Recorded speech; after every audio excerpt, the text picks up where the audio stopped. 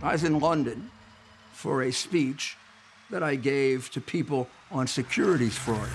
One person put up his hand and said, you know, I'm having trouble with this warning that I was given by my travel agent about going to New York. Can you interpret this for me? And it was a list of 10 things to do or not do to avoid being the victim of crime in New York. I said to myself, who would go to a city where you have to be given 10 warnings you won't get killed?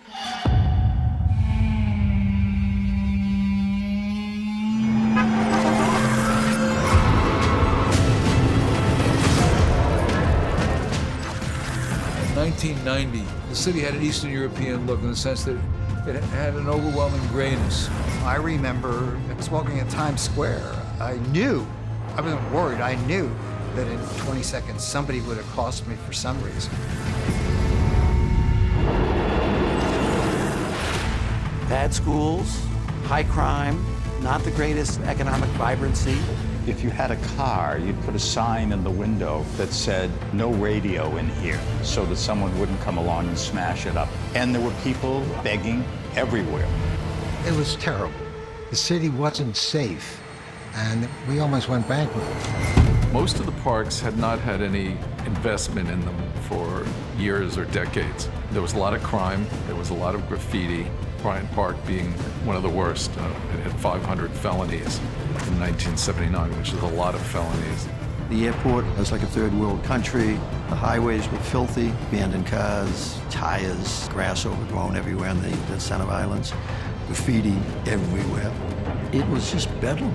Every day, everybody was victimized by the fear-inducing quality of life, decay, and disorder in the city.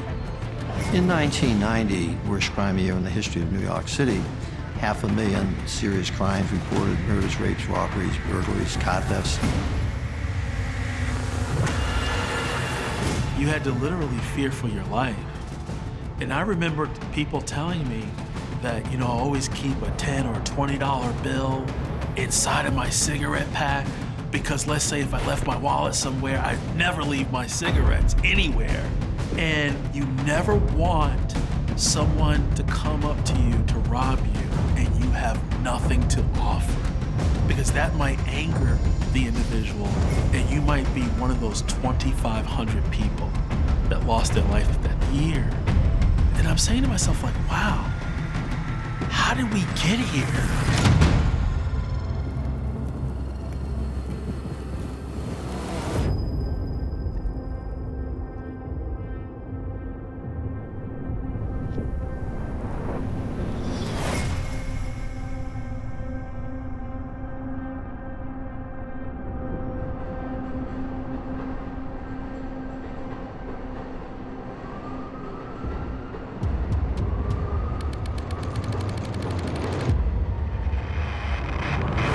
I'm John Lindsay.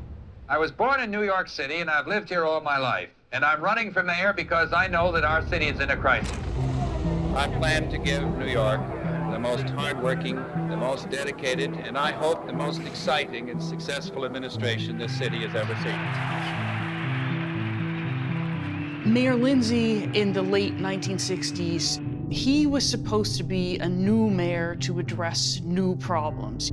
Before this very day is over, someone will be murdered, children will be bitten by rats, Negroes will be denied jobs because of their race, 50,000 drug addicts will need another fix, 50 jobs will leave the city, countless families will be without water, without heat, and all of us will breathe the deadly air that is the same as smoking 2 packs of cigarettes. He was relatively young, in his early 40s. He was fresh-faced, he was blonde, he was handsome. I think John Lindsay, by and large, was a very positive figure in the beginning. There was this sense of the country was changing. The 60s, early on particularly, was a hopeful time. And John Lindsay, I think, represented that hope to a lot of people. Well, the most extraordinary thing about John Lindsay was that he had total confidence in all of his ideas, which were all wrong. The sounds of New York are the sounds of the drillers into the rock, of the iron workers and all the clangor that says, my skyline, my ever-changing skyline. New York is in the middle of an enormous economic boom, the greatest boom in its history. In this restless, bustling city, always fascinating, always inspiring, ever new, New York. And it's during that period that Lindsay explodes the welfare rolls.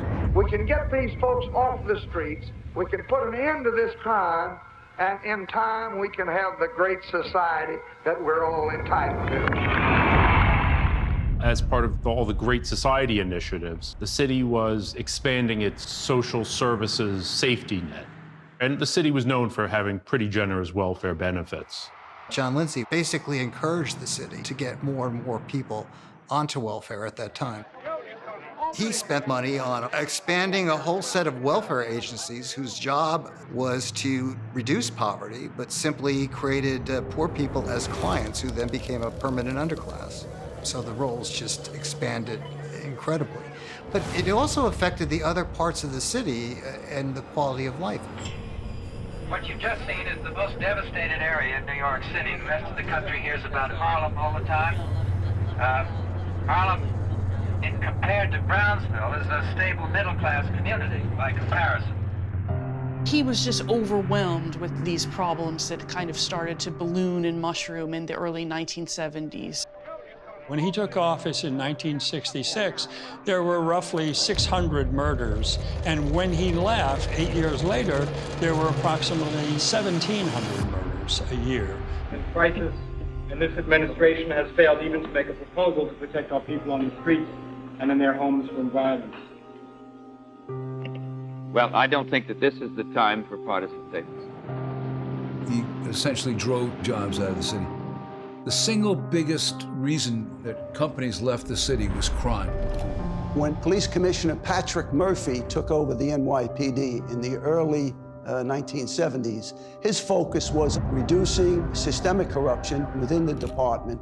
But what he did also, he had us in uniform stop making narcotic arrests. The one thing that was true then and today, there's a nexus between illegal narcotic activity and violent crime in New York City. He was sort of a proto-perpetrator of the phony narrative that colorblind institutions dedicated to law and order are racist. He believed that excusing crime was doing people a favor. It was not. So he did not use the police department as he should have to try and stem what became a completely out of control urban breakdown. It also sends a message out to the police officers that really nothing is expected of you. If you just play it safe, don't do anything. Don't get in trouble and you'll get your pension and you'll get out of here. They robbed me. They robbed me. And if you don't think I'm gonna do it, I'm gonna kill them up my fist. People would call about a narcotic complaint. A uniformed officer would arrive and drive away because they weren't supposed to be enforcing the laws. You develop this dynamic between the people in the community wondering, why aren't the cops doing something about the drugs? The only people who profit from this are the people who are preying on the average citizens. Crime explodes, and businesses feel this, and if they can, they get out of the city. This fiscal year, well, it's quite grim. For the first time since I've been mayor, we are in imbalance at the moment. It's conceivable we'd have to go to the banks to get through the year. It would be terrible if we had to do that because it just compounds the problem for the next fiscal year. He spent money the city didn't have, and he spent money the city was never going to have. I mean, it was borrow and spend. There was just a lack of discipline. And when the banks eventually said, that's it, we're not going to lend you anymore because we don't believe you can repay it, that's what created the great fiscal crisis, which ended up worsening everything in the city.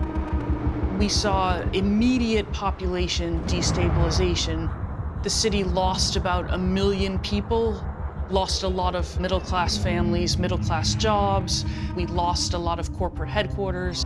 We were the capital of garment manufacturing. Those jobs went to the southern United States and later they went overseas.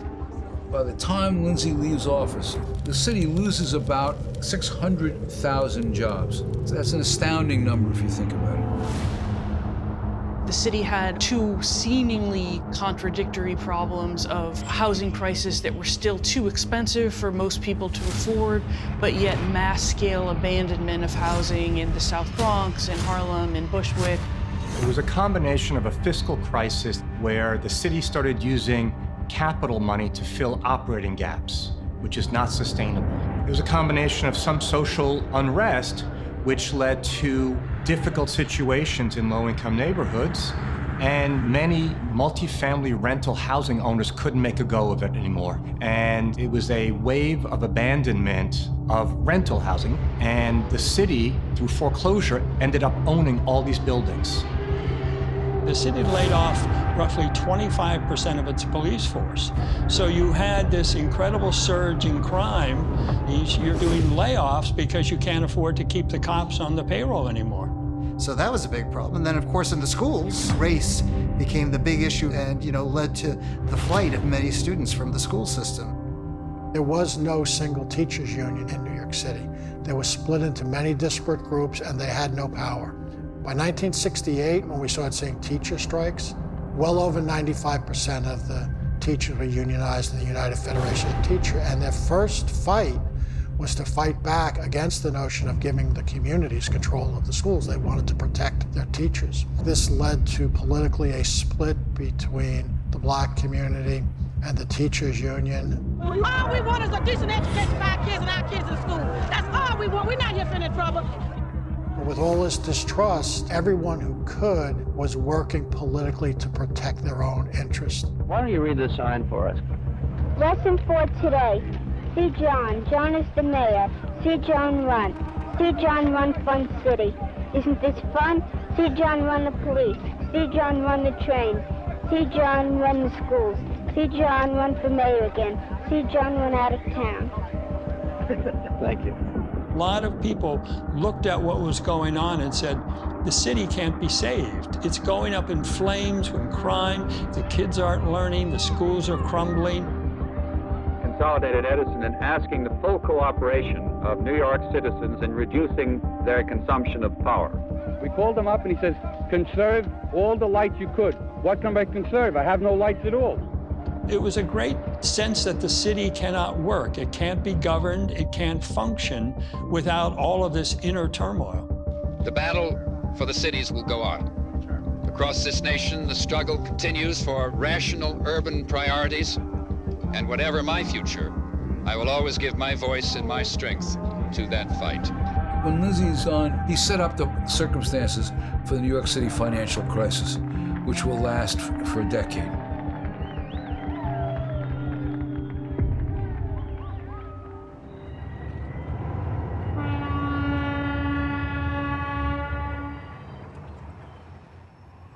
In 1970, the school system in New York City was reorganized.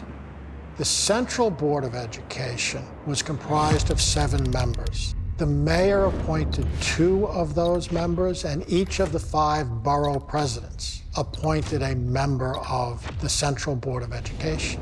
So that meant that for the mayor to get anything done at the school system, he or she had to convince 3 borough presidents to get their appointees to go along with him. And they represented various interest groups. Some represented the teachers union, some represented the custodians union. Nobody was standing up for the children. The children came last. As the city started to slip into decay, there were a number of great society liberals who believed in what they were doing, but they realized it wasn't working. And rather than just saying, well, I'm doing the best I can, they decided to try a different kind of business model. Cy Flegel was that rarest of commodities. He was an actual reformer in a city of educators who claimed to be reformers but were disinformers. And Cy's idea was to offer kids in his district, one of the poorest in the city, a choice to learn things in fields that they were interested in, from science and mathematics to the arts to sports. Being in East Harlem, there were no high schools. the kids go to. And we had Benjamin Franklin, the worst high school in the city of New York. Benjamin Franklin graduated 7% of the kids who went into the school. There was tremendous cuts in funding to the school system in the mid-1970s. Over 100 schools were closed. The school day was chopped down by one period a day. That's when a lot of the arts and music programs got taken out of the schools. We met with the chancellor and we said, we want to take over Benjamin Franklin and we want it closed and we want to create a new high school. And he agreed. This district broke up its middle schools into smaller schools, so you would have like 4 schools within a building. Each school had a particular theme, and students had to choose to go to these schools. They were beautiful schools for some kids. We opened the school, and we put Cole Genn in as the principal. Now, Cole Genn was the kind of guy who loved the most difficult kids. So he would let anyone into the school. All the principal had to do was say, take this kid, he would take him in.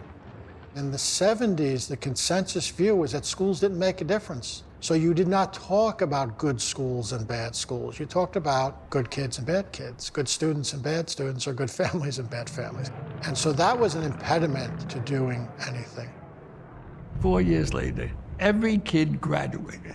Every kid went to college. That was a big boost for the concept of creating small schools. So each year, people would come to us with their tales, you know. One guy wanted a sports school, another one wanted a science school, all kinds of schools. We kept expanding until there was 26 alternative schools, all doing well. There were 1 or 2 that didn't do well. We either closed them or changed them into a different kind of school. The fact was they had no authority to do any of this. They just did it. That was the strength of the city's apathy. There was no money and no interest in what they were doing, which allowed them to experiment to the hilt. When you met someone like Cy Flegel, it was like taking a really powerful, wonderful drug. And there were other people like that in other fields that were beginning to show their independence at that point and beginning to think anew. Behind the famous Manhattan skyline, New York is a mess. $13 billion in debt, bankrupt in all but name, the city that was once the envy of the world is falling to pieces. 300,000 people are out of work, the streets are uncleaned, and the slum tenements breed violence almost as a way of life. 4 people are murdered here every day. There's a violent crime every 4 minutes. I do not exaggerate when I say that New York is unique in the history of humankind. New York is not a problem. New York is a stroke of genius. How am I doing? Thank you. I think Ed Koch's first term was one of the great terms in mayoral history, in that he gave the city back its spirit. There was a young generation of baby boomers. Believe it or not, at one point we baby boomers were young, and we were coming back to settle in the city because we didn't want to live the suburban life that our parents had led. The city looked sort of run down and had, garbage in the street, but the 80s were a boom. I mean, the nightclub scene, the restaurant scene here were huge. People went out every single night back in the 80s. On Monday nights, people would go out at 11 o'clock at night. It's never been more alive since probably the 40s or 50s. Okay, girls, very simple. Rolling? What is the best thing in New York? Everything is open all night. That's the best thing. Yeah, everything's open all night, 24 hours a day. And what is the worst thing about New York? You can get mugged going home. After being out for 24 hours a day, you'll be mugged. I want to say this. I've alienated, I'm sure, a lot of people, and I've gotten the support of a lot of people. He was the first Democratic mayor who was willing to say this is really screwed up. As he used to say, I am a sane liberal. And I think he understood that the policies of the last 10 years were insane. Drawing on what he thought was Lindsay's failures, Ed Koch knew that New York could not continue to spend the way it had. So one of the things he did was really to tighten control over spending and take control of the budget department and every agency and make the agencies justify any increase in spending. It made a big difference. It gave the city a sense of confidence. The city comes out of the fiscal crisis under Koch, but a lot of this has to do with the revival of Wall Street, which carries the city with it.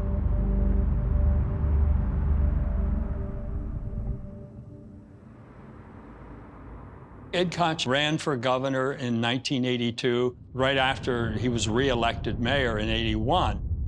Running for governor, I think, was an important moment in his mayoralty because it severed the relationship that he had with New York. There was a sense that he was born to be mayor. When he basically said, "I'm running for governor," a lot of people felt jilted. The love that the city had for him was never quite the same as it was in that first term.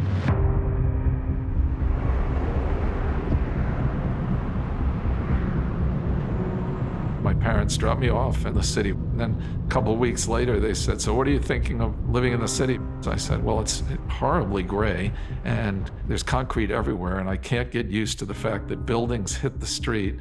Then there's 9 or 10 feet of ugly sidewalk, and there are no plantings. There's nothing green here." I was there for 2.5 years. During that time, I became the chairman of Midtown Community Board number 5, which had to do with zoning. Bryant Park, it's at 42nd Street and 5th to 6th Avenue, so it's exactly at the heart of Midtown. It's the only green space there. So we had muggers, and every entrance to the park had a different drug market run by a different person. I was chosen by the Rockefellers to fix this mess. It was very difficult to take the space back from the criminals and the drug sellers. I got mugged here myself in my second month of work, and it felt dangerous. Nobody knew why I took the job. Parks, if they have graffiti and they smell like urine and they have feces all over and you see broken lights and broken fences and overgrown hedges, people quickly get the idea they can do whatever they want there who are lawbreakers. What you feel is that your public spaces aren't really yours, that you know where to walk and where not to walk, who to look at, not to look at. And, you know, the going rule in the 1980s was you did not walk into Bryant Park in broad daylight unless, you know, you were trying to score some drugs. And that was just the rule, that was not part of your New York City. And there were whole sections of the city that felt like that, including, you know, in Midtown Manhattan. So Bryant Park was privatized, which led to a radical redesign of what transpired in the park and gave citizens a sense that they were safe and that this park was now theirs. By putting activity in the park, sweeping up the litter, removing the graffiti, repairing a few things we had the money to repair, we ended up with a crime rate that went down in the 80s, even before the great crime rate reductions that we were part of later. The area near Grand Central is terrible. There were 600 homeless people unserved in and outside the terminal. Litter that was ankle deep by the end of the day, graffiti everywhere, dark streets. Koch people gave the okay to set up on a much larger basis than had existed before, a business improvement district. Covered 50 blocks or so. The Business Improvement District is a specially chartered organization by the city, which allows the businesses in that community to tax themselves and then have total discretion over the way those funds are used. Allowed us to privately provide all the things the city wasn't doing. Litter pickup all day long so the streets were clean, removing the graffiti right away. I did that one first, and then the 34th Street owners got envious, and some of them were the same people, and they said, "You ought to come down and clean up our mess." And the mess there was near Penn Station, where tourists and shoppers went, near Macy's, Empire State Building, and very much the same techniques as with Bryant Park and Grand Central. It needed an alternative idea, and the success of it is shown by the fact that 34th Street and others have been modeled after by, now we've got 76 of them in New York City. In 1986, Mayor Koch announced $5.4 billion, an unprecedented amount for any local government over 10 years, to renovate or build 252,000 units of housing. And he was responding to what was the extraordinary extent of the abandonment in these neighborhoods. And every mayor since Koch through today has really continued the arc of what Mayor Koch started. It was focusing on renovating abandoned city-owned housing and financing more affordable housing to create units.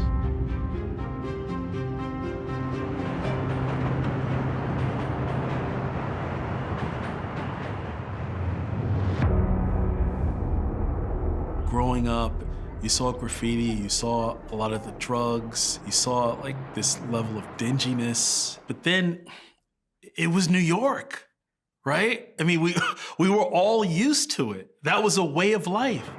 And then when you thought that it could not get any worse, crack came. This has reached epidemic proportions. It is a crack epidemic, which police say is causing an increase in murder and other violent crime. It took a nosedive. You saw individuals transform into zombies. I believe they should impose the death penalty as an option to judge and jury, and I believe they should use it. Mayor Koch is asking the federal government for help in this war against drug and a federal death penalty for drug dealers. People were very angry and very upset about crime. And throughout the Koch years, several high-profile crimes shook the city. In 1984, you had the Bernard Goetz incident. Sort of a mild-mannered looking radio repairman shot 4 guys on the subway because he said they were threatening him. The city basically flocked to his defense. He was found not guilty of attempted murder and just found guilty of carrying an illegal handgun. And people were like, wow, they felt sorry for him. And when they heard his story that he was previously robbed, people were fed up. People have to take the law into their hands. I think he did the right thing. I think he was right. People just getting fed up being ripped off like that. If he was being robbed, hey, he had to do what he had to do. Self-defense.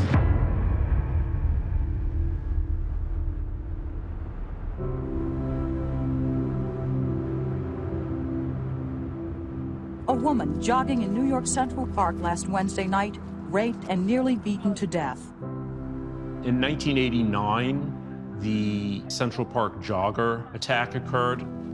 The story was a group of youths were rampaging through Central Park and beating people up.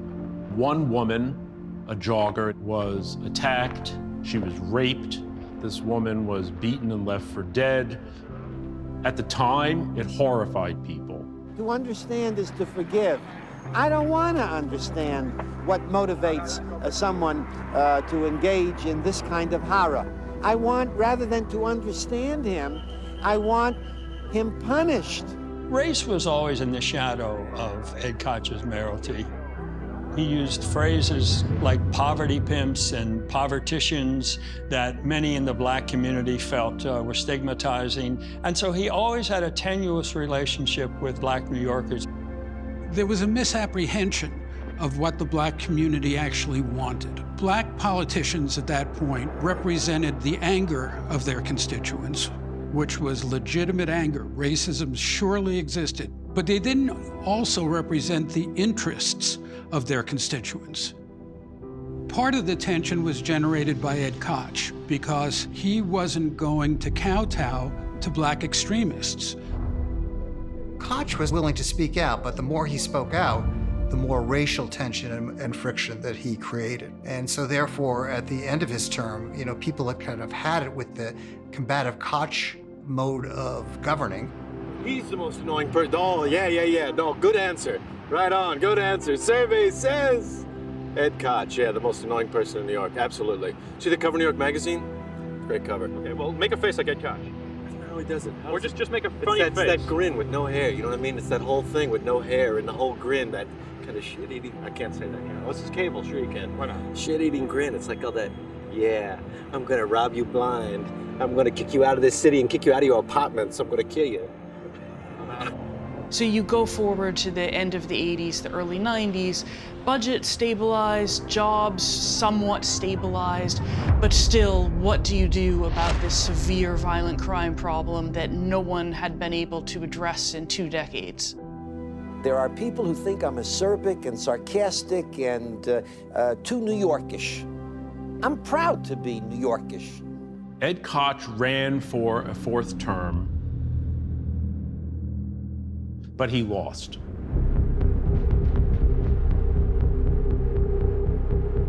Rudolph Giuliani, who lives with an 18-hour working day, a 6-day working week, and now several death threats in his in-tray. Rudy Giuliani was one of the great federal prosecutors who does a great deal to bring down the mafia. It is very, very important that there be a general rule, and one that is well known in this country, that if you violate the law, whether it's insider trading or tax evasion or fraud or bribery, a so-called white-collar crime, the overwhelming general rule is that you go to prison. Rudy Giuliani had made a big name for himself prosecuting white-collar criminals in the 80s with all of the stock manipulations and so forth. He famously went into the trading floor of major houses and had people arrested, and perp walked out. You know, he had a real flair for publicity. When I decided for the first time to run for mayor, almost unanimously, my friends told me I was crazy. I didn't get to run against Koch. Dinkins beat him, changed the whole nature of the race because now I was running against the first African-American nomination of the Democrat Party. But Giuliani is just not a very effective politician, retailer, wholesaler, or anyway. As for my own vote that year, I couldn't vote for Dinkins, but I didn't know if I wanted to vote for Giuliani. For all his talents, he's enormously talented, enormously intelligent. He's a terrible politician. It seemed like he was running for sheriff. He hadn't mastered the issues involved in governing New York. We lost by 2%. Of course, I was sad losing. I remember Senator Allinspector said, you should look at this race as you have money in the bank. And the question is how you're going to spend it. And I recommend not spending it running for mayor again because it's impossible. Republicans just can't get elected. My father remembers when he was young, talking with neighbors who themselves remembered the days of slavery. Tonight, we forge a new link in that chain of memory. David Dinkins was a real gentleman and played by the rules as far as conventional politics go. But he really had no understanding of the forces that were going on inside the city at that time.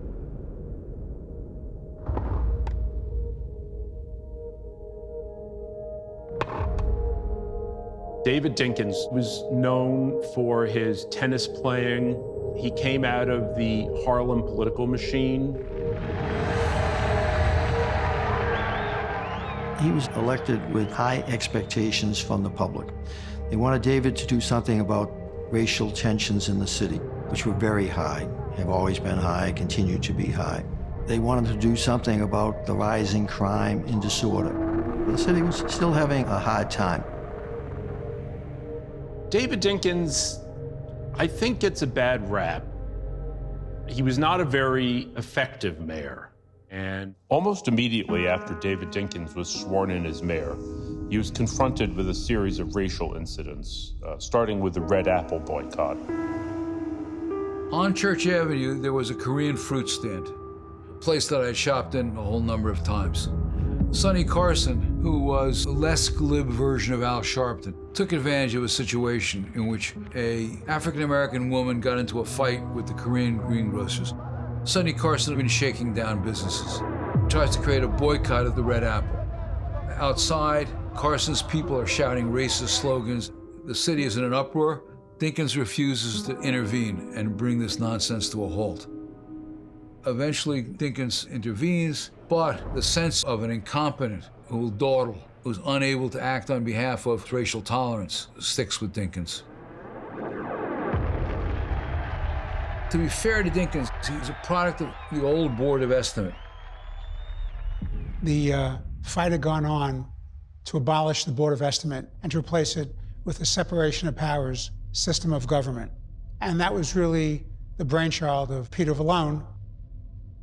The big thing was that I was elected speaker by the overwhelming plurality of one vote.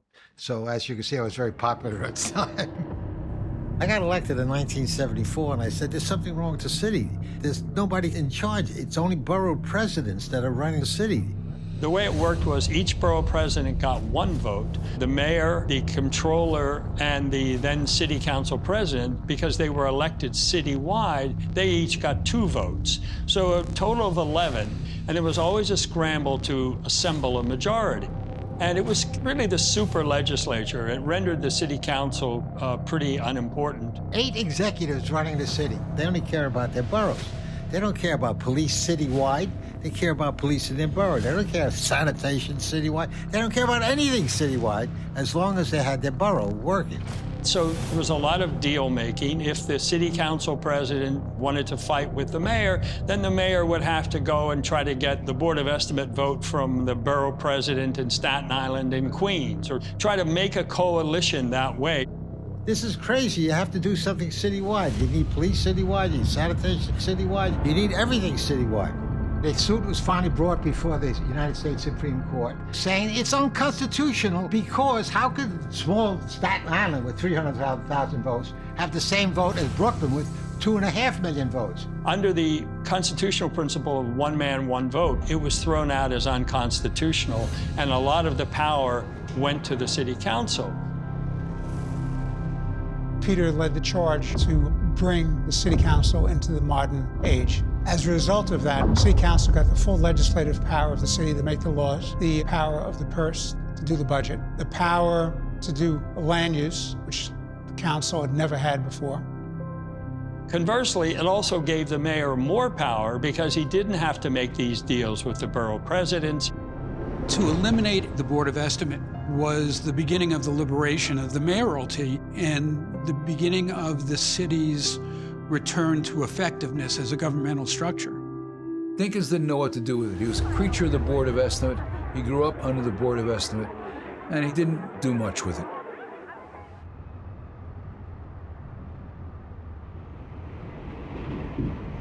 In 1989, I was approached by George Kelling, co-author of the Broken Windows article with James Wilson, who were consulting with the Transit Authority here in New York. They asked if I might want to consider becoming chief of the transit police in New York City. New York City at that time had 3 police departments: transit police, housing police, and the city police. They looked the same, but they were different departments at that time. So I came. April of 1990, I was appointed chief of the transit police. We had 26 murders on the subways in 1990. That had remained pretty consistent for a decade. And the Times would say, you're pretty safe as long as you're not walking through some of the long passageways in Manhattan, as long as you're sitting in the middle car. This is as good as it's going to get. The subway, like taking a walk down into Dante's Inferno. The smell, filth, a lot of the turnstiles were disabled. Aggressive begging, people coming on to the train everywhere. And they actually had cardboard cities on the end of the platforms.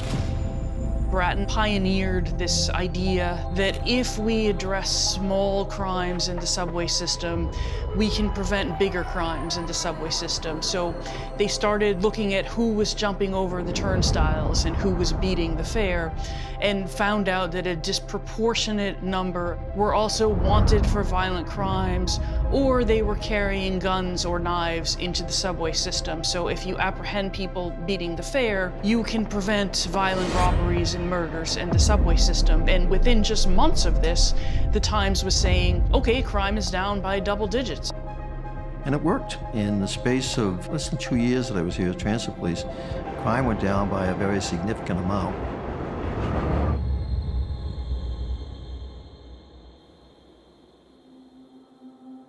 On Labor Day weekend, 1990, a young fellow by the name of Brian Watkins, with his family, had come from Utah. They were waiting to take a train, and a bunch of thugs cut the father's pants, they took his wallet out, kicked the mother when she tried to stop them. Young Brian Watkins and his brother thought to fight these guys off, but of course they had a knife, and they stabbed poor Brian Watkins in the heart. And even though he was stabbed, he tried to chase these guys until he died on the steps. Monday morning, after Watkins is stabbed to death, I come in and I've said, Peter, we're going to lose the city. We have to do something about it. He says, what do you think we should do? I said, we have to increase the strength of the police department, not just what you call head count, but patrol strength as well, actually on the city to restore the reality and the perception of public safety. If we don't do that, we're going to lose the city. Peter said, how do we do that? What we're going to do is we're going to have a piece of legislation having a mandatory minimum number of cops by 6,000. And Peter said, can I force the mayor and the police commissioner to do these hires? I said, you can't do it without a referendum. If we do the referendum, we'll win, because public sentiment is for safe streets. People are scared to death. The City Council in New York is a relatively new institution in the way it's formed now, with the City Council Speaker. And the Brian Watkins murder was one of the first major challenges confronting the City Council in the post-Board of Estimate era. With their new powers, they were able to work directly with the mayor to pass crime legislation. I said, Mayor Dinkins, there's no longer a Board of Estimate. You just have to talk to us, the City Council. We want to pass a law. And after a great amount of difficulty, with every single legislature, we got the cops within 2 years. The name of the program that was evolved from these discussions was Safe Streets, Safe City. It was a Peter Vallone initiative. We needed the support of the City Council members. We got it. We needed the support of the legislative leaders up in Albany Assembly and the State Senate. We got it. We need the governor's support. We got it. And the program started in the beginning of 1991. Quite candidly, Mayor Dinkins was not enamored with the idea that we were forcing him to hire more police. His comment to me is, what are you doing to me? Advisors to Mayor Dinkins never really got into this idea. This was not his core constituency, they felt. He had to do more social things, and he's using up this money. So they backloaded the hires, I think, in a belief that if Dinkins was reelected, he wouldn't have to carry through on his plan. It came back to backfire on them because crime was still up. The largest class in the police academy that I can recall, 2,800 police officers were hired in August of 1993. So guess what? They graduated in January of 94 with Mayor Giuliani's arm around them. So he got all the credit for the 2,800 cops. Instead of moving those hires, let's say 6-8 months earlier, Mayor Dinkins could have gotten some credit for that, but of course he didn't.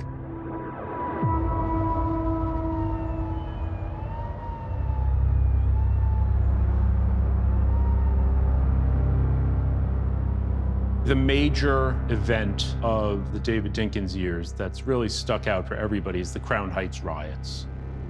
Now, Crown Heights is an area in central Brooklyn inhabited by a lot of African Americans, and also it's the center of the Lubavitch Hasidic community. The leader of that community would regularly have motorcades that would drive through the city, and people sort of took offense to the way in which they would sometimes speed. One day, a member of the motorcade supposedly was speeding through a red light, lost control, and jumped the curb and hit a little 5-year-old boy and pinned him against a building, and he died. It's angry and ugly, and it's dangerous. An Hasidic man hit by a brick on Eastern Parkway. A cop assigned today to protect the mayor suffers a fractured leg. People who observed the attack taunting him as he's wheeled to an ambulance. You reap what you sow. What goes around comes around. What erupted was the worst anti-Semitic violence in American history. It went on for 3 days. Whole areas of Jewish neighborhoods were burned and stores burnt out. And the police were not terribly aggressive in intervening into those problems. Because passions are running so high, there is no way the community can yet come together. The mayor today sought to diffuse the tension by talking to young people, and he took some heat. I myself personally worked hard on your campaign, and I'm right now I don't know what to say. All right, I'm like real sorry that I did it. I have been here, and I'm surprised that not one of you would say, "Oh, but he's been here." I'm surprised that not one of you. You ought to know it, and it's unfair for you to get on the media and say the mayor ought to come here. Meanwhile, the Reverend Al Sharpton and Alton Maddox are demanding the arrest of the Hasidic driver. They say if he's not arrested, they will hunt him down themselves. In a day and night of screaming sirens so far, 35 people have been injured, 17 of them police officers, and we've just learned in the last 45 minutes that 2 cops were shot on Schenectady Avenue, not badly hurt, taken to Kings County Hospital, and within of the last 2 hours, 1 person was killed. Culminated with the murder of an Australian rabbinical student who was visiting, who was stabbed to death. I was asked to come in on the 3rd day. I put in the tactics and strategies that brought it under control. Mayor Dinkins received a lot of criticism for not stopping the violence. His idea was to let the people let off some steam. The assumption of the Dinkins years was that the police are only reactive, and if they are proactive, that will be necessarily racist. So it's best to just let the anarchy flow, and then we'll hope we can come in after the fact. Well, of course, that is a specious assumption because every time that you let anarchy loose without trying to pull it back, you're sending the message that no one is in control, and it is very hard to reverse course. Dinkins couldn't care less. He knew what he knew, and he knew that crime was a function of underlying social conditions. The idea that policing could have an effect on crime was simply alien to him. That's when the people of the city lost confidence that David Dinkins could bridge these racial divisions and lead the city forward.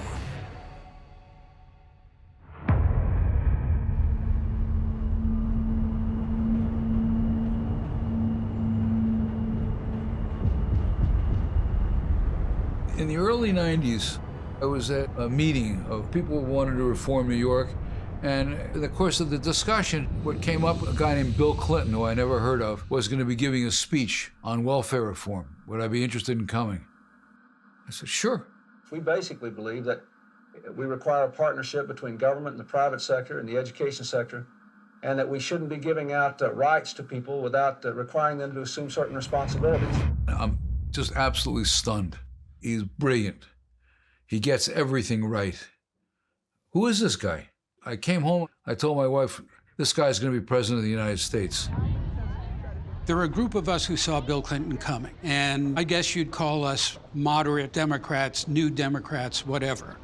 And I think a lot of us saw that there had to be changes in the way government worked. It seemed that Bill Clinton was someone who understood that we had to break through the paralysis that excessive union rules and industrial age bureaucracy had caused.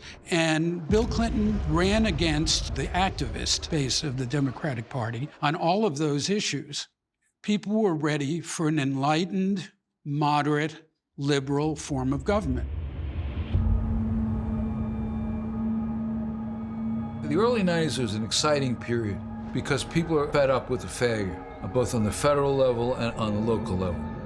People are open-minded, they're willing to talk to each other across the aisle. And so it was an air of practicality to the discussions. Began to think, well, maybe there's some possibilities for New York. There were problems that began to happen when the industrial age ended, blue-collar jobs left, and the information age began. And the Manhattan Institute was one of the first places that began looking in an academic way at problems like addiction, education, crime, family structure. These were things that needed to be looked at. The number one issue was unquestionably the crime and disorder crisis in the city. And so that attracted people who wouldn't necessarily be considered conservatives, like George Kelling, the criminologist, Fred Siegel himself. I considered myself ex-left, and I thought that the Democratic Party had moved very significantly to the left. In fact, I remember that being part of a Manhattan Institute roundtable with Fred Siegel and Elaine Kamarck from the Progressive Policy Institute. And we were talking about how difficult it was to reduce welfare rolls. And Elaine just said, What we're talking about here is that there are a whole bunch of social workers who are afraid they're going to lose their jobs. And it was simple truths like that that made the Manhattan Institute a place where truth, not ideology, dwelled. We tried bigger government, and it didn't work. With so much money flushing around the system, people had no incentive to change. At the same time, cities in particular, as political entities, need resources. So it wasn't a question of cutting back on resources as well. We knew it was just a question of getting the incentives right for people to do what they were supposed to do in the first place. In the 1990s, what we wanted to do was see if we could apply those ideas to affect change in our own hometown. The City Journal was the vehicle through which we thought we would talk about public policy in New York City. So we thought a magazine that applied our principles to urban questions would be the most effective way to go. The collection of people that actually was the brain trust of the Manhattan Institute were all ex-Great Society liberals who realized it didn't work, and City Journal provided the only forum for them to report on why it didn't work. The great thing about the people that we brought in was that they weren't theoreticians, they were practitioners. So they did excellent journalism in telling people how things really worked. So the City Journal was launched in 1990, right at the beginning of the decade. It was time for reformers to react against liberalism. David Dinkins wants to be re-elected as the first black mayor of the city he calls the Gorgeous Mosaic. Rudolph Giuliani is the tough lawyer who sees a city on the verge of collapse. Well, the major advantage that Giuliani had when he ran for election in 1993 for the second time was that the city had experienced 4 years of David Dinkins.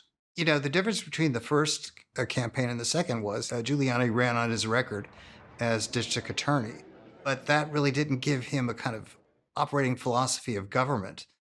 I knew crime. I didn't know the budget. I didn't know the environment. I didn't know welfare. I didn't know transportation. I didn't know procurement. I didn't know, boy, what I didn't know. So I said, now we're going to do it differently. I did a 18-month seminar in which I called experts in to teach me. The first one was Andrew Cuomo. He gave us a 2.5-hour lecture on the housing problem. Several people from the Clinton administration, people from the former Bush administration came and helped us. Henry Kissinger came and gave us a lecture. And then what we would do after the lecture, we would get together and we'd play a game, which is, if we were in charge, what would we do? And then we'd write it out. This is what we would do. We would start meeting with our scholars and come to our events and participate in our conferences. The story is that he had an aide who saw a copy of City Journal in a bookstore and said, oh, Rudy's got to actually read this, which he brought to him. And that was how the first meeting was set up. And he really taught himself in those 4 years, you know, what are the underlying problems and what are some possible solutions? And I think he articulated that in the second campaign, which allowed people to see a way out. He narrowly beats Dinkins. And the reason he beats Dinkins is because Staten Island wants to secede. City Council was made more of a traditional legislature, and the Board of Estimate was abolished, and they lost power on the City Council due to proportional representation, which assigned Staten Island only 3 of 51 seats. Facing being the city's garbage dump, new fees on the ferry, and just feeling marginalized, they voted to become independent. Giuliani promised to acknowledge Staten Island's concerns, and high turnout led Giuliani to win the election by only 3,500 votes. Giuliani comes into office, and the talk is he can't last. The powers that be in New York will get rid of him.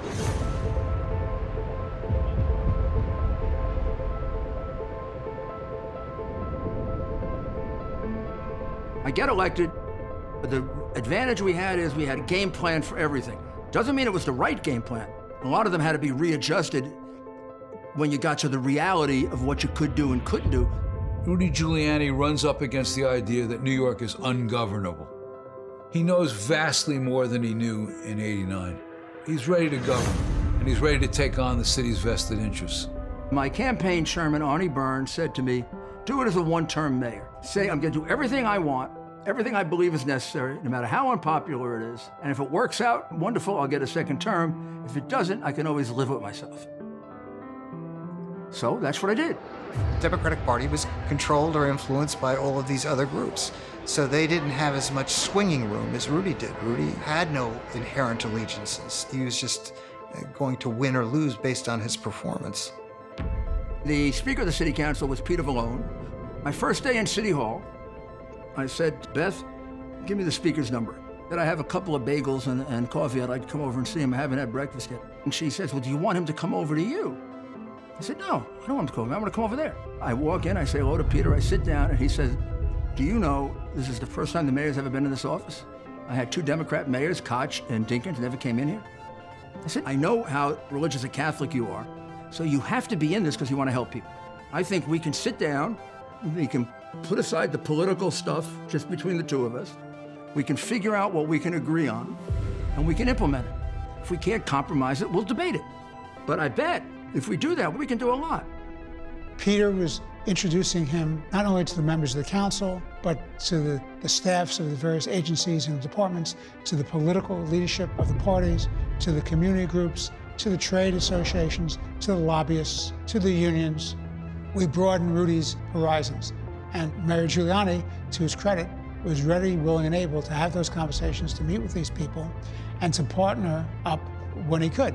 And Peter was instrumental in that. He saw that I want to work with him. I don't want to work against him. And if we're going to make this work, Rudy, we'll work together. And that's what we did. They put literally red phones on their desks. And the only one who could answer the phone on the mayor's side was the mayor. And the only one who could answer in the speaker's office was the speaker. And they were constantly talking and meeting. We met almost every Thursday. He'd have a list, I'd have a list of the things that we thought we needed. And we would begin by matching the list, and where we overlapped, we get it done. Where we didn't, we try to work it out. And we were always looking to build consensus if we could. That's not to say we didn't have political fights and litigation fights. In fact, Rudy interviewed me for a judgeship. And he said, Richard, he said, tell me about your litigation experience. I said, Mr. Mayor, other than the 20 cases I had against you, and he laughed. But that was the kind of relationship we had.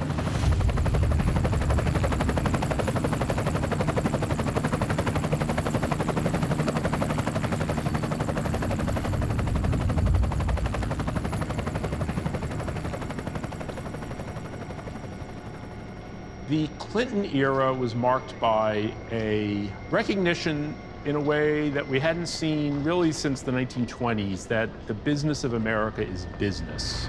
Essentially, the idea that Wall Street was it. The opening to China, the huge tech boom, all of that happened under Clinton. And New York City profited handsomely from this approach. And Giuliani was both a beneficiary and a player. Now, it may seem like these are very different political figures. However, there is a kind of similarity in the sense of, I guess what you'd call like, the neoliberal consensus. This idea that we can't go forward in the same way. Clinton was quite vocal about the crime problem and proponents of welfare reform. So those were 2 key areas right there where there was overlap with what Giuliani was trying to do in New York.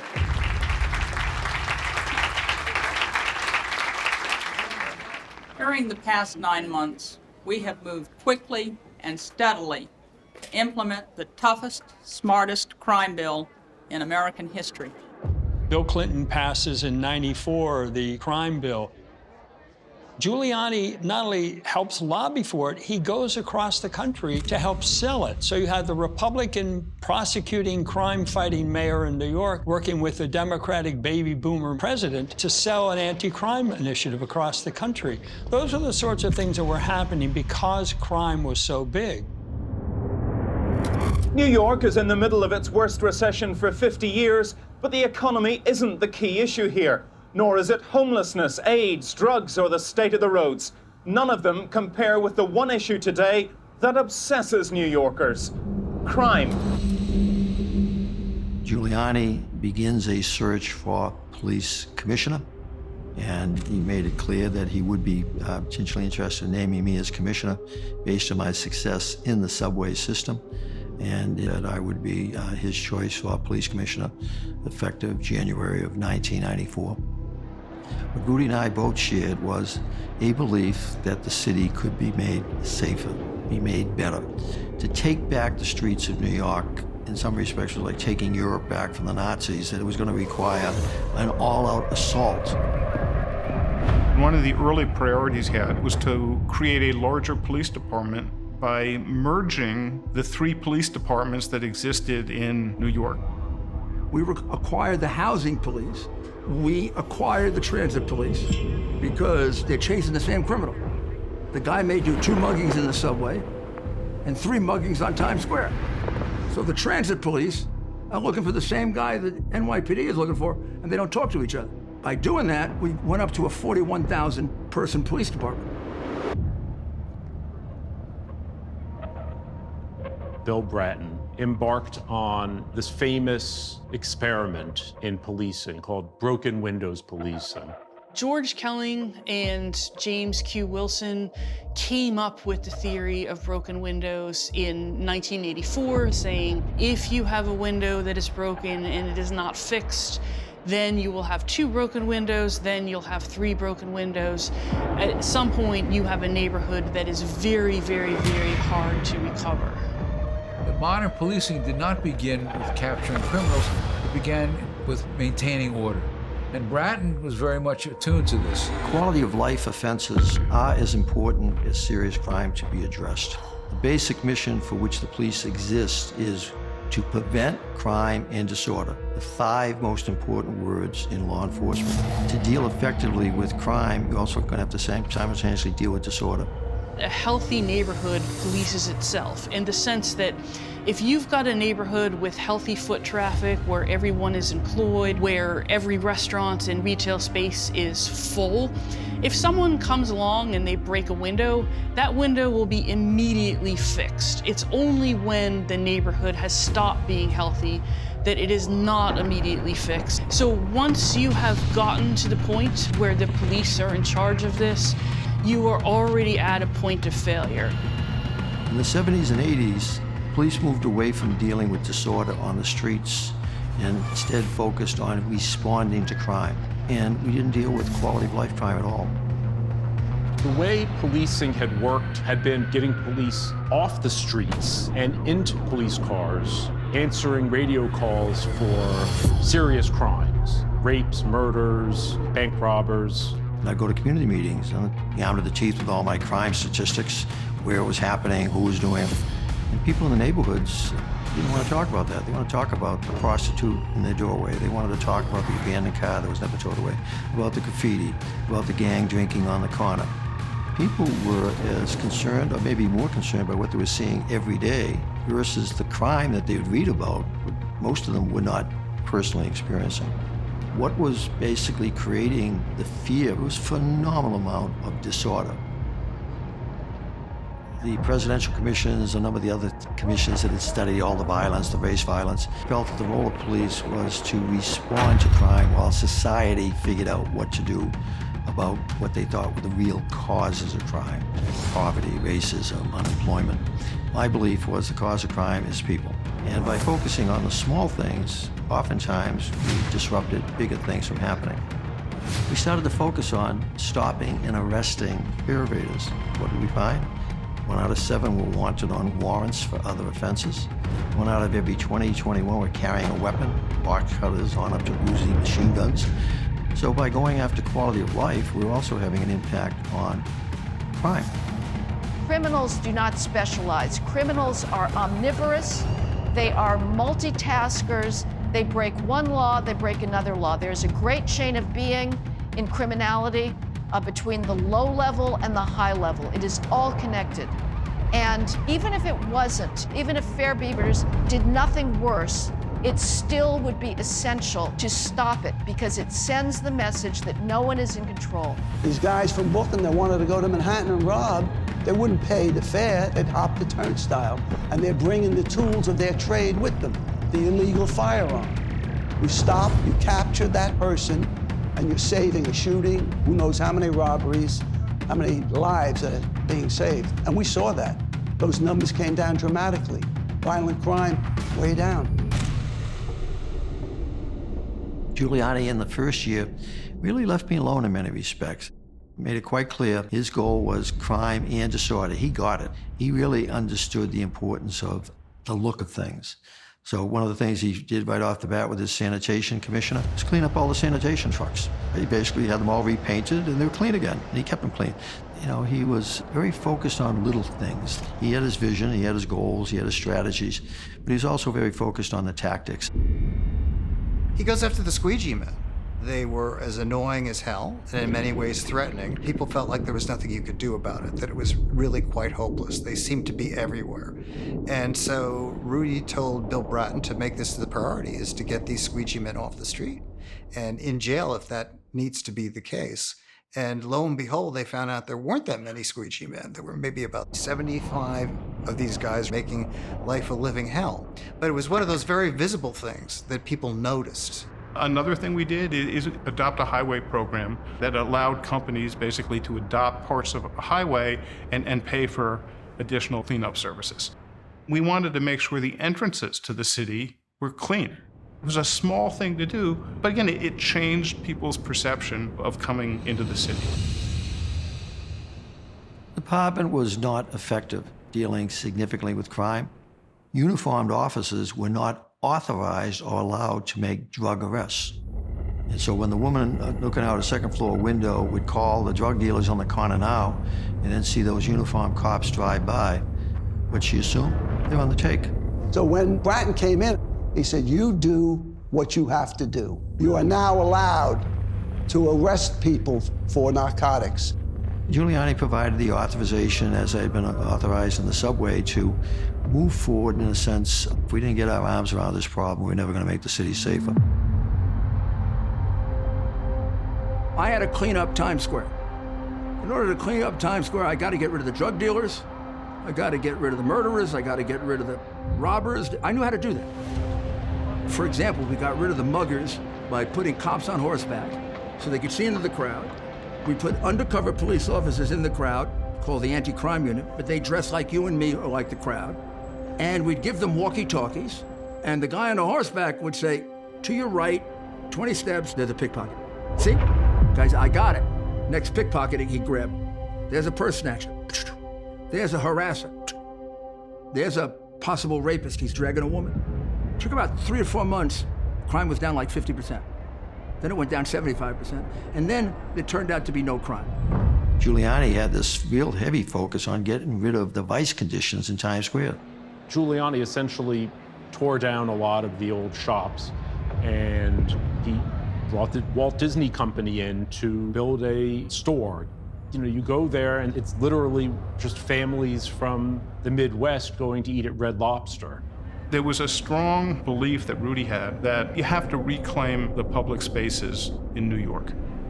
It involves cleanliness, keeping crime under control, getting drug dealers off the corner. It means cleaning up graffiti. 2 a.m. in the 70s and the 80s, you couldn't walk through here, man. Sex, drugs. And now? It's wonderful. I think it's clean. That's Giuliani. Well, he did it. Broken Windows policing saw a pretty immediate improvement. More black people are alive today because Rudy Giuliani was mayor. During the entire time of his tenure in office, shootings of black people continued to drop and drop and drop because the police weren't focused on looking for black people and throwing them into jail. They were looking at public disorder and trying to dissipate it before it evolved into something more serious.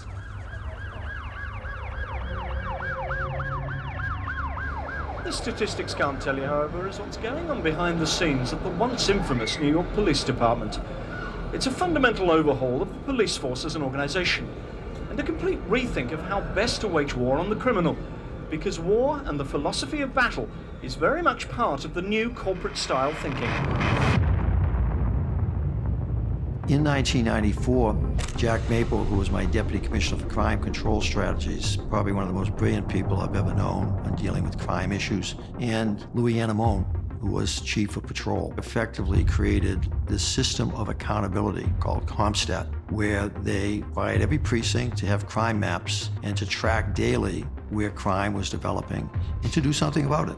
So CompStat means computer statistics, and all it is a recounting of each of the 7 major crimes in each of the precincts in the city on a daily basis, so we can get a good picture.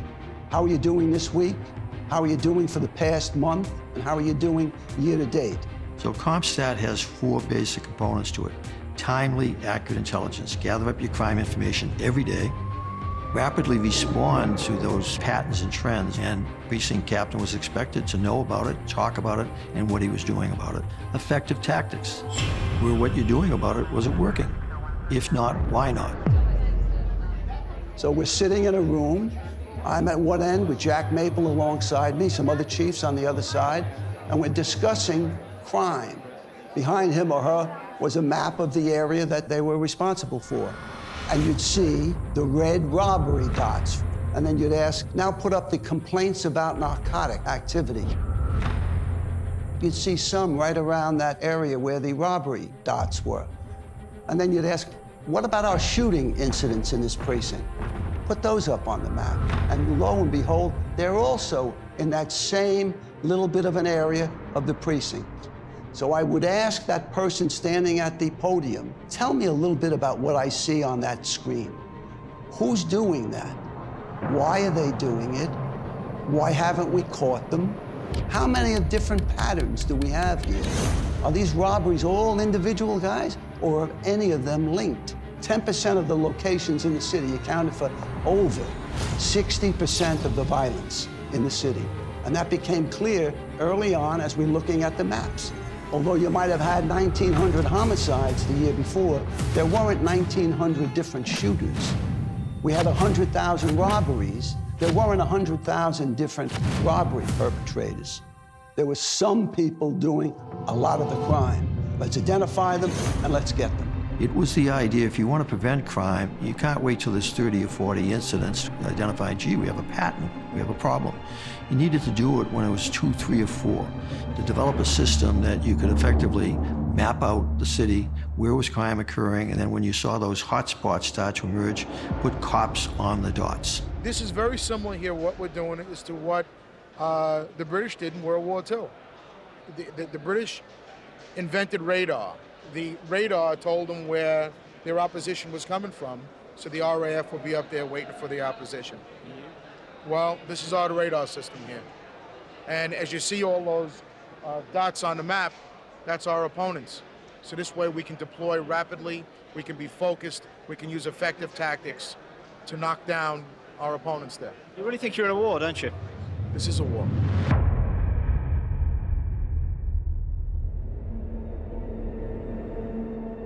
For years, mayors ran for office saying they were going to clean up crime in the subway. When I became mayor, we used the CompStat program to figure out why hasn't it worked. The CompStat program gave us the answer. 75% of the crime is committed in those days on the platform. Only 25% in the cars. All the police were in the cars. We took the police out of the car.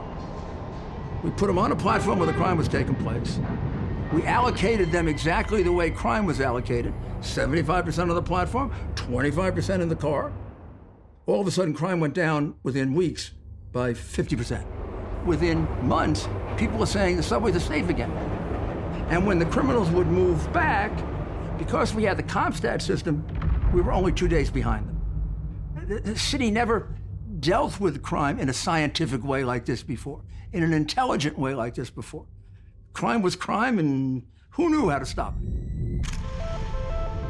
Bratton and Giuliani came in and said, we are holding police commanders ruthlessly accountable for crime on their watch. They weren't being held accountable for crime because it was believed that crime was beyond their power to control. They were being held accountable for response to crime. If that police commander did not have the data at his fingertips and a plan to save lives, overwhelmingly black lives, his career was on the ropes. The crooks seem to be taking Monday, Tuesday off, right? And they're working Friday, Saturday, and Sunday. So we should therefore be working Friday, Saturday, Sunday. This changed the atmosphere of the NYPD to a sense of urgency, and that has never left the department. And the more computers got sophisticated, the more sophisticated we became. We could pin map it. We could measure it by time. We could see that auto theft took place in certain neighborhoods between 10 at night and 2 in the morning. So 10 at night, 2 in the morning, we were there. When it moved, we moved with them. After the first year, the crime declines were so dramatic that the papers and the media reporting dramatic declines in crime. So people were seeing where they got the news, but in the reality in their streets, the prostitutes were gone. The squeegee pest was gone. The disorder was gone. Times Square was starting to get cleaned up. I predicted in a speech at the Manhattan Institute in 1996, after I left as police commissioner, over time, as we corrected behavior, there'd be less need for summonses, arrests, stop, question, and frisk. And I was proven right. The jail population went down dramatically. By the time I left after 29 months, crime was down 39%. I benefited from Giuliani being mayor because I don't think that Dinkins would have ever authorized me to be as assertive with many of the practices that we put into place. And Giuliani did. And with the decline in crime, New York City began a rebound. More businesses that had been leaving started to stay, and the city started to come back in a way. We've made a lot of changes in the city of New York. New York City's welfare rolls are down more in the last 6 or 7 months than probably has been the case in, I believe it's in 25 or 30 years. When we came into office, I would say there was maybe 1.2 million people on welfare. And if you looked at the city's projections at the time, it was going to go up from 1.2 to 1.3 without a real plan about how you move people from welfare towards self-sufficiency. At that time, Republicans believed that welfare recipients did not want to work, that they were basically bums. And on the left, you had people who basically believed people were not ready to work, that they needed all kinds of assistance. They had to be helped with their transportation and their education and their training and their housing and their whatever. All of a sudden, you had Bill Clinton and Newt Gingrich talking to each other about how do we change welfare, as Clinton said, as we know it. We have to end welfare as a way of life and make it a path to independence and dignity. Bill Clinton knew more about welfare as it really applies in people's lives than any other president before him. And the fact is, if you look at the history of the negotiations on the 1996 welfare reform legislation, Bill Clinton took a very personal interest in it and could go toe-to-toe with any expert in the country on how these programs actually worked. Era of big government is over. Giuliani wants to pick up on what Clinton's talking about in terms of welfare reform. He wants to have people who are on welfare work. The stars were in alignment. We had a welfare reform president in Bill Clinton, a welfare reform Speaker of the House in Newt Gingrich. We had a welfare reform governor in George Pataki, and we had a welfare reform mayor in Rudy Giuliani. I knew exactly what I was going to do, fingerprinting, workfare, and then I was going to change my welfare workers into employment agents. People used to go to welfare centers to collect their welfare. We renamed all the welfare centers job centers. We also changed the way that the welfare centers functioned when they became job centers. You actually were given job opportunities. A city agency like ours relies on outside contractors to provide certain kinds of specialized services. And one of those specialized services that was really essential to this job is the job placement service, helping people get into employment. And luckily in New York, we had a program called America Works. And it was the coolest idea that I had ever heard.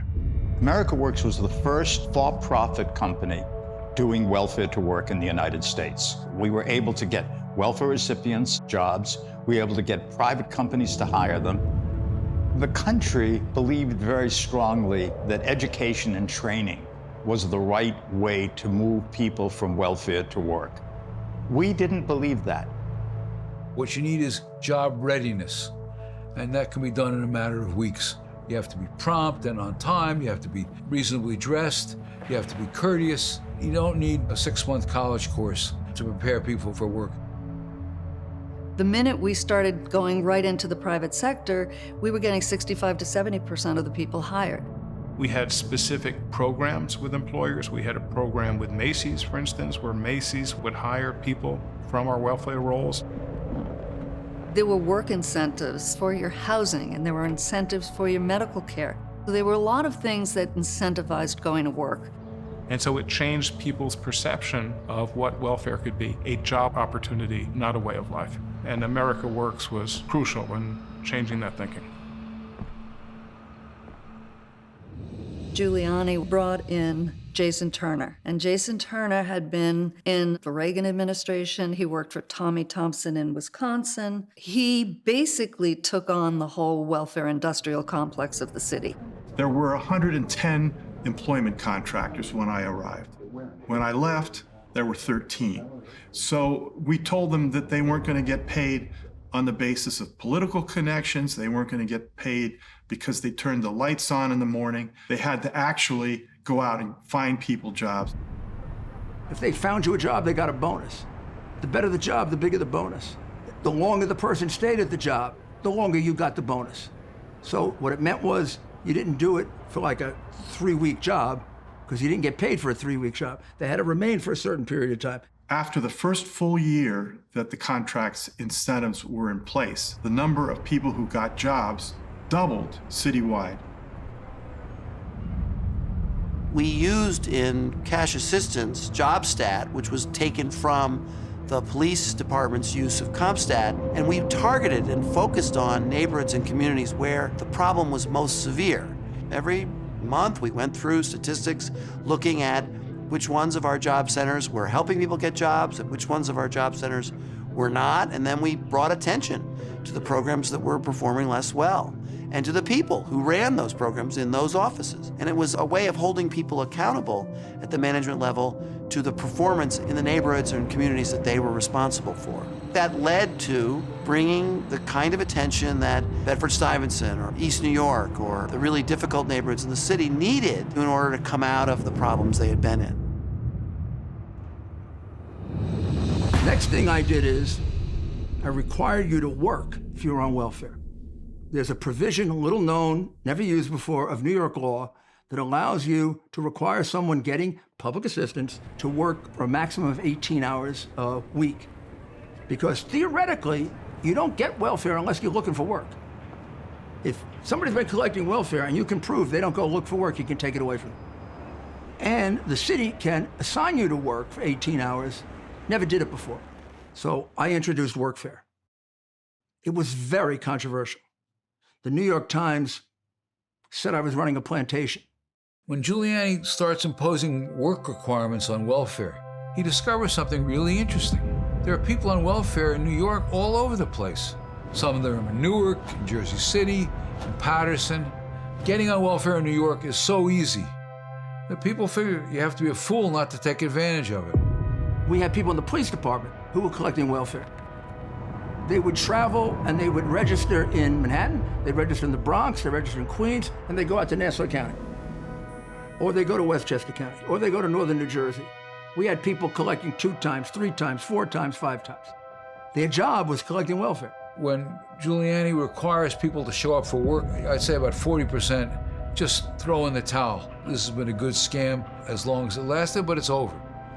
You know, they have jobs. They're not going to not show up at work because they have to rake leaves in the park. We actually did home visits. So we would have our investigators go out, and if somebody was on welfare, we'd go out, see if they were there, if that was their real address, and if they were at home. And that reduced fraud tremendously. Welfare reform in New York City, that was where it was worst, and that's where we ended up making it the best. The peak year of welfare dependency in New York City was March of 1995, when it reached 1.2 million New Yorkers, to end at 425,000 through 2001. These changes weren't on paper, they weren't cold statistics. They involved real blocks, real communities, real neighborhoods. improving the quality of life in those neighborhoods for the most poor individuals in those neighborhoods. And that happened all over the city.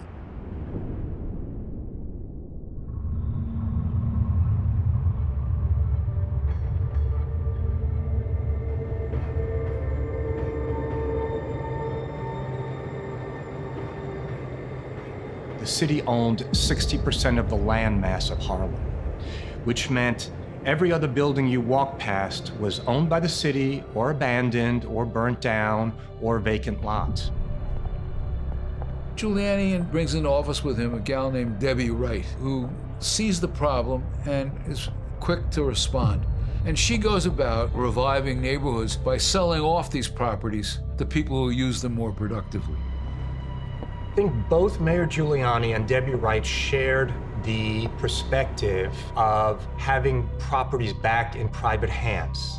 And she convinced the mayor that she would do it in her own way, which would be no displacement of tenants. The second thing she really pushed on was that she wanted the private sector owners to be local owners, not speculators. Before Debbie Wright, the law required that if a private owner did not pay his or her real estate taxes, the city would foreclose and take ownership and management of those buildings. She invented the law that said it went straight to the private owner with subsidies for affordability, and it skipped the whole city piece that was costing so much money. By turning this back over to the private sector with the subsidies to make them affordable, we now had stable, safe, clean, newly renovated housing in these neighborhoods. You now saw greater populations in what was a depopulated area. You saw retail opening back up on the ground floors. And you also saw commercial development on the major spines of these low-income neighborhoods.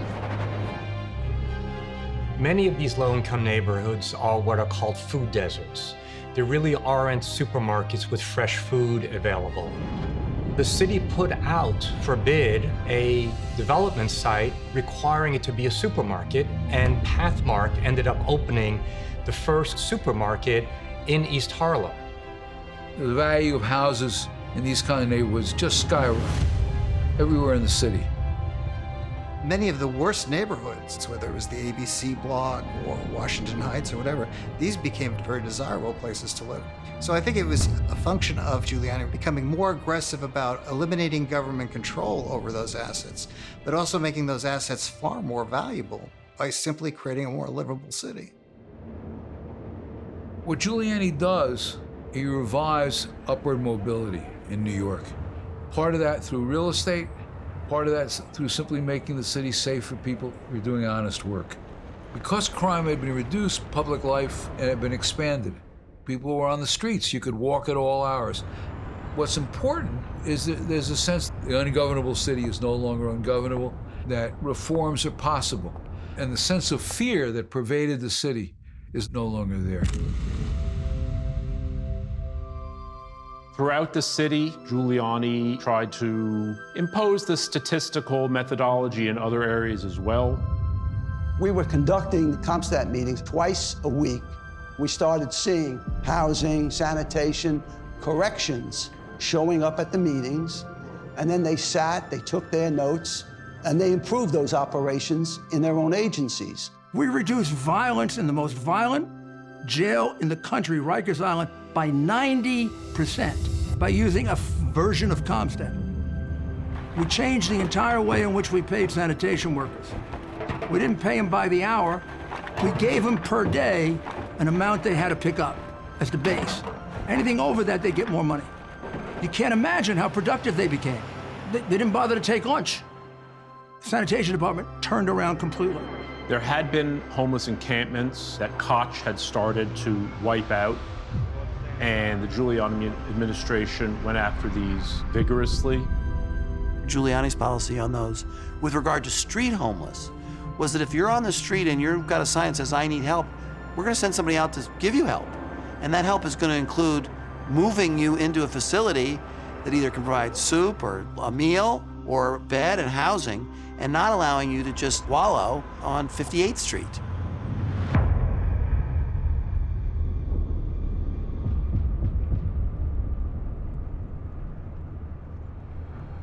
I believe Giuliani's first term was the most significant in modern New York history. There were 2,000 murders when he took office. After 4 years, there were something around 700. I wrote a profile of Giuliani for The New Yorker when he ran for re-election. And he was running against a woman named Ruth Messenger, who was a classic liberal. And I said that Messenger's campaign was like a swallow being devoured by a threshing machine. Rudy was going to be re-elected mayor. We have 330,000 fewer people on welfare than 2.5 years ago. This year, when it ends, if God is good, will be the safest year, even safer than last year, in 30 years in New York City. I think he got something like 57% of the vote, which was a remarkable landslide for a Republican in New York. Thank you, New York, for re-electing me to a job that I love so much. And you know, with politicians, when they have a great first term, they lose some perspective. In fact, many of them lose an awful lot of perspective. That's why second terms usually aren't very good. Now, in his second term, Giuliani tries to tackle school reform, but fails. It's a very tough road to hoe.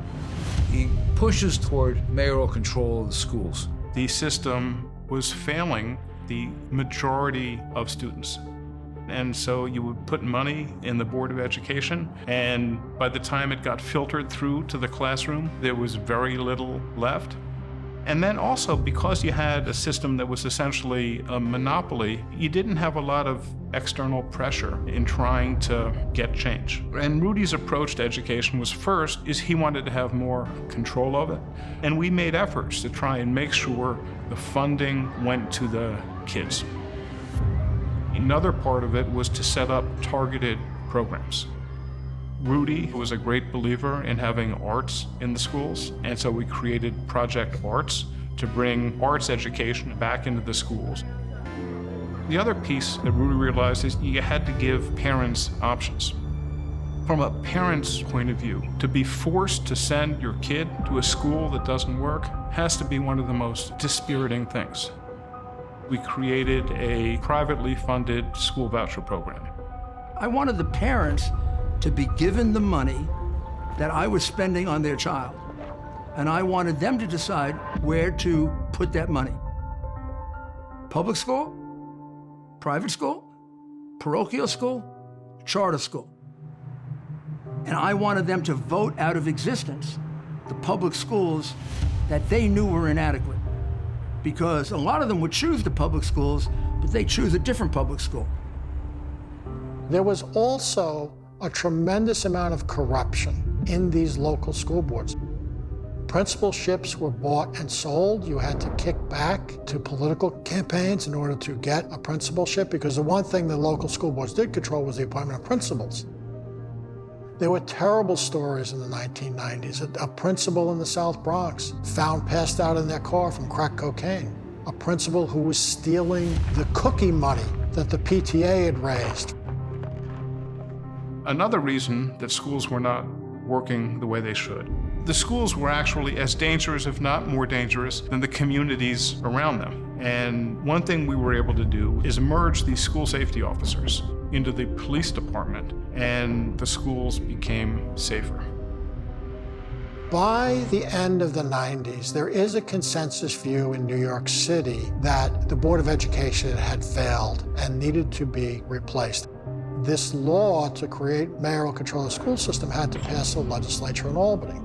So the legislature, towards the end of Giuliani's term, the last couple of years, was saying publicly, we believe in mayoral control, but we're not going to give it to Rudy. I just want to tell you, it was like a transformation of Mayor Giuliani from one citizen to a great mayor. I want to tell you, you've done an extraordinary job, and the people across this country, all of this is New York City. This is an unsolicited testimonial trying to get you a little further. Rudy had done something that most people thought was impossible. By the 1990s, New York was not just a preferred destination, but it was the capital of the world again. Everybody wanted to be here. You know, they started coming back from Iowa and places like that. And Rudy had a right to take credit for that. But Rudy also had a responsibility to see what he had accomplished in perspective. And in my experience, that's one of the toughest things for a politician to do. It did seem that he lost interest. There was talk that he would run for senator against Hillary Clinton. He also was divorcing his wife in a very acrimonious and public scenario that was unpleasant for everybody. His style of governance didn't suit everybody, and he started to rankle people quite a bit. I think part of what happened was there were 2 or 3 different cases in the 90s where prisoners were brutalized or shot for pulling a piece of gum out of their pocket. And politics always is an ebb and flow. Most New Yorkers loved the fact that the police had gotten more effective in fighting crime.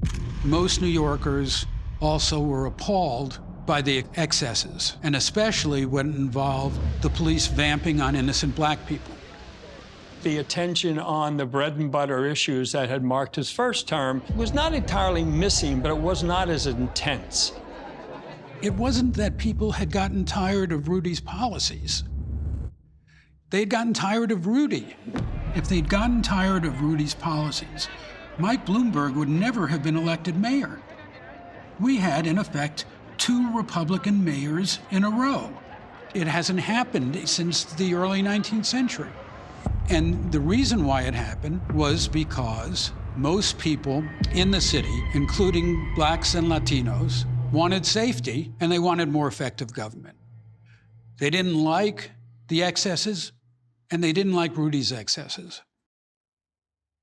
But they liked the policies. By the time of primary election in 2001, people were pretty ready for a change. Unfortunately, the Democratic primary that year, September 11th, 2001, so they had to postpone it because that was the same day that the major terrorist attacks occurred and the Twin Towers were destroyed.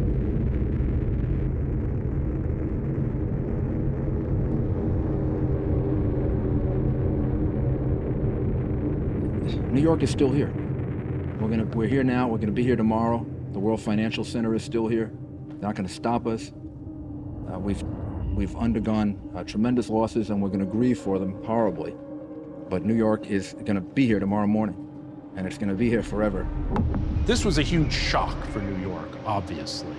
Somehow it resurrected Giuliani. He came to be known as America's mayor because in this moment of fear and crisis, when the President of the United States was sort of not to be seen or found, nobody knew where he was, and it didn't seem like anybody knew what was going on, Giuliani actually, even though he was a lame duck mayor, he was only going to be in for another 3 months, he took command.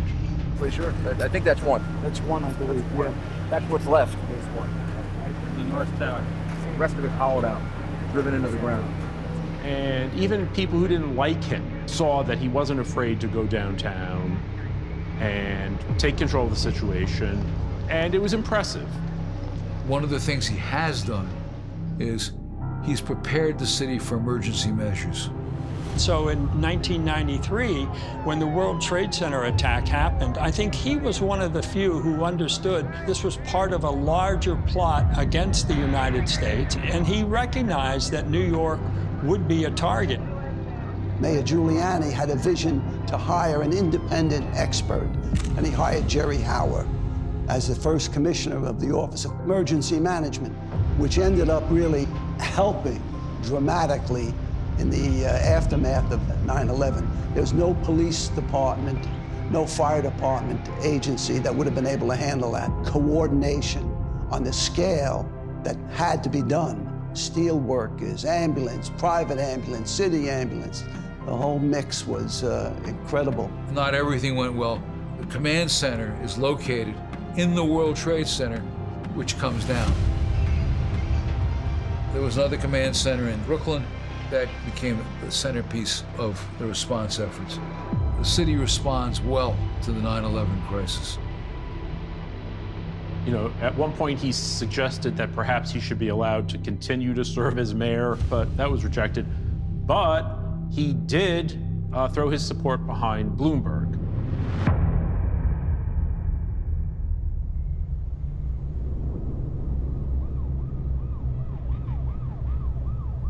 At the time, it was really a question whether New York was going to come back.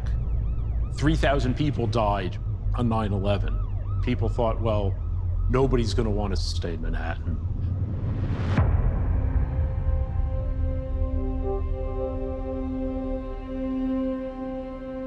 Bloomberg was not expected to win.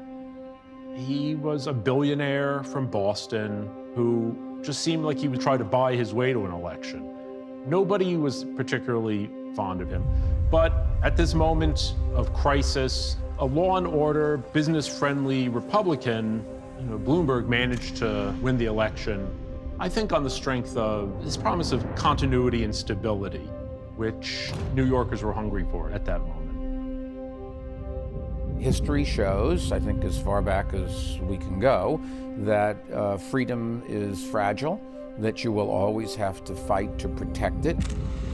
Mike Bloomberg's greatest attribute as a mayor was his managerial abilities. He was a very demanding manager. He expected a lot from you.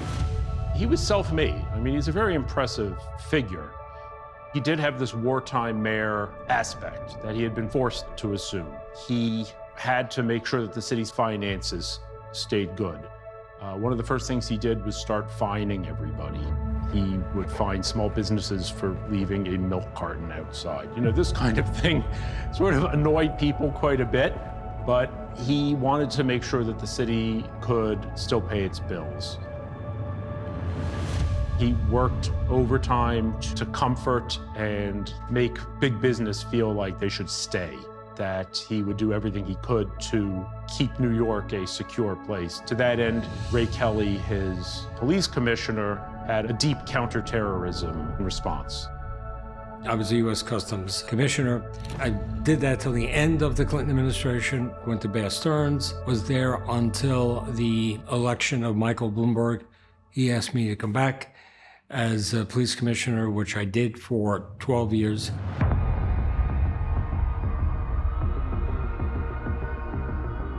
The moment 9/11 happened, we had an entire redesign and how every major police department began to look at police in the fight against terrorism. Well, New York City was let down twice by the federal government. They had the attacks in '93, and of course, you had the horrific events of 9/11. They failed us, and I had been in the federal government, so I had a lot of experience. I had a lot of knowledge of the skill sets that lay in the federal government. Pre-9/11, policing was really not engaged with counterterrorism intelligence. Post 9/11, you went through this period where Ray Kelly said, sorry, that's what we're going to do. We developed the most diverse police department in the world. We have police officers born in 106 countries. No police department anywhere could come close to that. But that's a tremendous language and cultural reservoir that I wanted to use. So I started out, I had a butcher block paper, and I drew the things that I wanted to do, the counterterrorism operation, the intelligence operation. There was issues with anthrax. We needed infectious disease doctors, that sort of thing. Under Ray Kelly, the NYPD had become a much more forward deployed police department. So that allowed them to make this transition to what we call first preventers. Cops are great, they'll do what you tell them to do, but they didn't have the foundation to do a lot of things that I was thinking of. How do you do intelligence gathering? What language skills should we be applying? That sort of thing. Imagine a police department saying, thanks FBI, thanks CIA, appreciate the info. By the way, I have 13 of my own sources around the world, uniformed NYPD police officers sitting in police capitals, collecting intel. So the FBI agent looking at a bombing in Spain, for example, sees one thing, a CIA officer sees another. The NYPD liaison sees the third. He sees how the glass shards became very dangerous and how we had to think about that with our subway systems. He sees how the police missed certain trails of locals and how they can fix that back in New York. We're not just a local police department that's going to give speeding tickets and DWIs and police drugs and domestic violence. We are a counterterrorism department. I had lunch with Ray Kelly during that era, and in terms of terrorism, I think a lot of us felt that it was inevitable. And I said that to Ray Kelly. And Kelly said, not to me, and he said, we're doing everything we can to make sure it never happens, and we will never believe that it's inevitable. And I was really proud that he was our police commissioner. I mean, what a wonderful view of his obligation and duty to New York. And I think that in many ways typified a lot of what the Bloomberg administration was about. It was about moving forward, getting things done. And that's why we have 1,000 police officers dedicated to counterterrorism and intelligence. That's why we have 35,000 uniformed cops on the street to keep us safe, and we have done it. Mayor Bloomberg wanted to take money from the police budget and give it to the Department of Education. I argued against that strenuously. I think, to be quite candid, that Mayor Bloomberg knew that Rudy Giuliani was the crime fighter, he was the 9/11 hero. He wanted to make his mark in some other area. So he took those resources and put them in the Department of Education.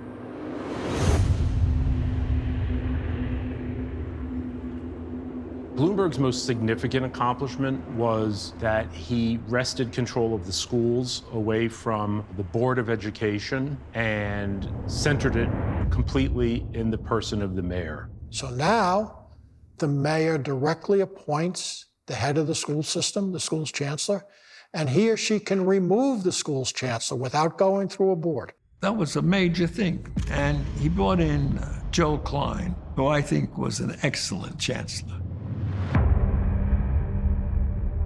I became chancellor in a very fluky kind of a way. Only a guy like Mike Bloomberg would pick a guy like Joel Klein. And the way it happened was I had recently left the Clinton administration where I was running the antitrust division. I had sued Microsoft. So I had a pretty high profile at that time. And he called me and said, let's talk. And I said, Mike, you sure this is the right number you dial? I mean, I went to the schools, But long story short, he and I hit it off. The kids who grew up in places like Bed-Stuy and Harlem and the South Bronx, the kids who grew up, in other words, in high poverty communities, mostly children of color, were getting not remotely the kind of education they needed to succeed. And a 50% graduation rate over a decade is not sustainable. They created a tremendous number of new public schools to replace the failing schools that they had closed. Demonstrably, the test scores went up. The graduation rate, after being stuck around 50% for 20 years, in the next 10 to 12 year period, got up into the 70s. It's now about 77% kids graduate on time. I attribute that to 3 or 4 big things that we did under Bloomberg's leadership. First of all, we instituted much greater accountability. We're going to measure the impact of your work on student learning. Put a letter grade on every school. A school would be an A school, a B school, based on its performance. Second thing we did was we gave a lot more money for teacher salaries, attracted better and better people coming to the system. We brought in things like coaches, that we did a lot more teacher preparation. And finally, and I think probably in some ways the most important thing, we started to focus on the principal as the key leader. Principals can now hire people. So now they can't say, I got this failing teacher that was transferred out, they weren't satisfied. No, that's a very important piece. If you want accountability, you got to give the institution a degree of autonomy. He also pushed through charter schools. Charter schools are public schools that are run separately from the education chancellor, fully funded by the taxes, but they're non-unionized generally. And they can operate, with alternative curricula, alternative teaching models, and some of them have been wildly successful. I knew that the forces that own the status quo were not going to be happy.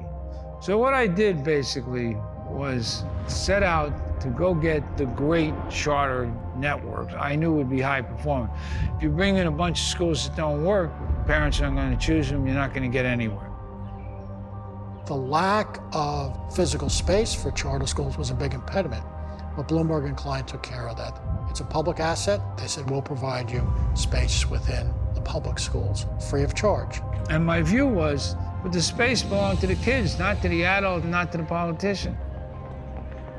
In 2000, there were about 3,000 students in charter schools in New York City. By the end of the Klein and Bloomberg era, there are over 100,000 students. 10% of the population are in charter schools. And mostly adopted a philosophy that just asked for forgiveness, not for permission. And so a lot of times I just put my foot on the gas and said, we're going to open up 30 charter schools this year. And we did it. And by the time everybody kind of looked around, they said, what the hell just happened? And we were saying, oh, it's done. We got sued and we got fights and on and on and on.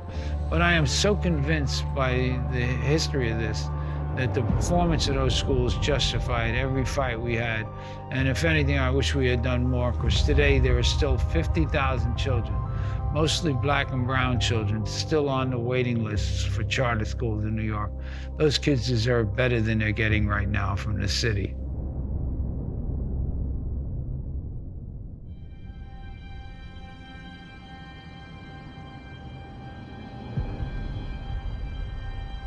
New Yorkers felt this was a new golden era where we had peace and prosperity at the same time. Very unusual, and New Yorkers loved it.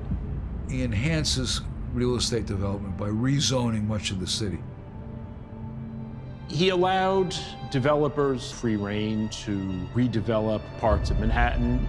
Hudson Yards was a Bloomberg project, and he built the High Line, Freedom Tower, the replacement of the World Trade Center. This all bears the Bloomberg stamp. Bloomberg continues most of Giuliani's policies. My job was to help continue to administer the social services programs, building on the changes that had been made by my predecessor, Jason Turner. I kept it going, it was working. There's no need to change just because you want to put your own name on it. And that was very consistent with Mike Bloomberg's attitude too. He wasn't into ego or making a new name or showing that you're different or better. The city's economy was strong, and so we instituted policies that freed up the business community to hire and to employ people and to grow. And so we lived off the growth of the tourism industry, the restaurant industry, the healthcare industry, that we're hiring people. Philosophically, we just kept going. Work over welfare. That's what I did. And Mayor Bloomberg and the team at City Hall stood behind us all the way. Bloomberg continued to push murders down. One of the innovations they really took advantage of was stop, question, and frisk. Stop, question, frisk is police can detain someone and quickly search them to see if they're carrying anything just for the protection of the police officer.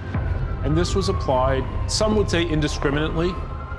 He pushes stop and frisk policing much too hard. It produces an overreaction. It is time to end stop and frisk. 14 years ago, we thought Rudolph Giuliani was out of control and he was only doing $80,000 a year. Last year, Bloomberg did almost $700,000 a year. You know, people say stop and frisk was criminal. And in 2013, stop and frisk was struck down as unconstitutional, and crime continued to drop.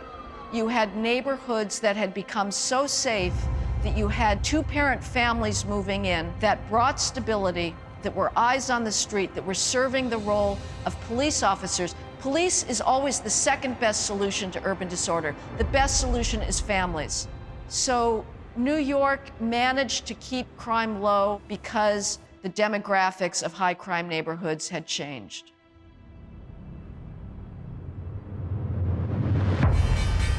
It could be the biggest victim yet of the global credit crisis, a loss that would send shockwaves through the world's banking system. This is an extraordinary period for America's economy. As our economic situation has become increasingly unstable, the question to me has become far less about the theoretical and much more about the practical. And I have directed my staff to work with her staff to produce a new term limits bill. If the council passes it, I will sign it, and I would plan to run for re-election. Bloomberg was term limited. He was only supposed to have 2 terms in office. He not only spent an enormous amount on his elections, but he would spend untold amounts more just buying the good opinion or the silence of everyone in the city. Like every cultural institution, every political organization, every advocate like Al Sharpton, people like that, they all got checks. So he essentially, could do whatever he wanted. When Bloomberg wanted to run for a third term against and overturn term limits, there was a lot of ambivalence. And I know a lot of us who thought he was a very good mayor didn't like the idea that he would spend all of this money to overturn term limits. The people of New York City made their choice on 2 occasions. Back in '93 and in '96, voters overwhelmingly voted to enforce and put in place term limits. Mike Bloomberg has overturned term limits for his own self-interest. Somebody asked him, what's your philosophy of government? And he said, well, I'm not a philosopher, I'm an engineer. And so he didn't really believe that a set of principles that were thrown out there on a regular basis through a political movement were necessary. It was a revolution which was not articulated and preserved through some kind of formal political process, a party. A group of people say, if you believe these things, vote for us. That got diluted, and I think that was fatally wrong. So that when he left office, and he left the city in pretty good shape, there was no one to take his place. It was a total vacuum, and that's why the old political forces moved in so quickly and so easily. You need a good manager with a philosophy of government so that people understand the values that are driving what you're trying to accomplish. The rejuvenation of the city proceeded. New York became the safest big city in America. It was gleaming prosperity, attracting just record numbers of tourists who wanted to come and be part of this New York. It's hard to deny it was a successful third term. I think this administration and the city council together have every reason to be proud of what we've done in the last 12 years. The things that we accomplished in the Bloomberg administration, I'm proud of those accomplishments, and I think they made a difference in the city, big difference.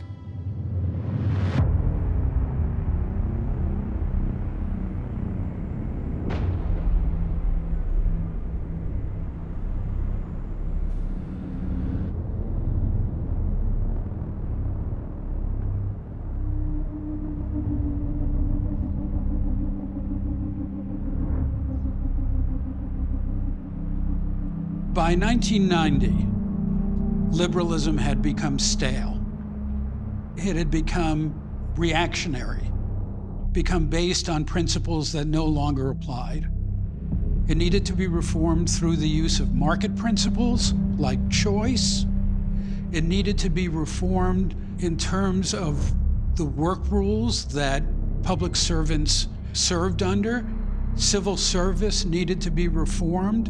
The system had to be opened up because in 1990, New York was a city that was run for the benefit of its employees, not for the benefit of its citizens. By the end of Bloomberg, New York was a city that was being run for the benefit of its citizens once more. Not that it was perfect, not that there isn't more that can be done. But at least we now know that there is a path to get there. I think to sum up the 20 years of Giuliani and Bloomberg is to say they had achieved what people thought was impossible. People thought it couldn't happen. There was no palpable fear of living in any neighborhood. You could take the subway at any time of night. You could send your children to the store and there was no worry about what was going to happen. So, I mean, maybe it's too obvious how precious, orderly, safe neighborhoods are for the working people and the middle class who've always been the backbone of the city. Public space is just so important. And Giuliani and Bloomberg, for whatever their faults, they did give New Yorkers a city where you could feel safe and it was possible to get a job and live just a normal life. So many people on the left, including in the media, and God bless us, the New York Times, will never forgive Rudy Giuliani for being successful. They didn't like his personality, they didn't like his point of view, so they were not really ready to acknowledge much of anything. The experience of the Giuliani term was the result of real efforts and real ideas by real people, and it didn't just happen. And if you don't really understand that legacy, you're doomed to watch it fall apart before your very eyes. A lot of the change in perception about what a city can do and what a government should be that we created has created new neighborhoods. Brooklyn has exploded. There are new neighborhoods in the Bronx. And for a city to survive, it's got to grow. And who thought that New York City could get bigger? Well, it's getting bigger by taking areas that never viewed themselves as neighborhoods and turning them into vibrant communities. And I think those developments in the city, that growth of the city, a lot of that has to be credited to Rudy because he made the city a place that people believed had a future.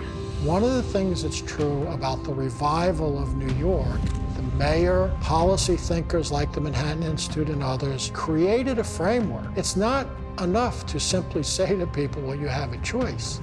Somebody has to take risks to do that. And that occurred from people in New York City of all political stripes to step in and create new schools, work with the police to make the streets safer, develop innovative approaches. You need everyone involved in this.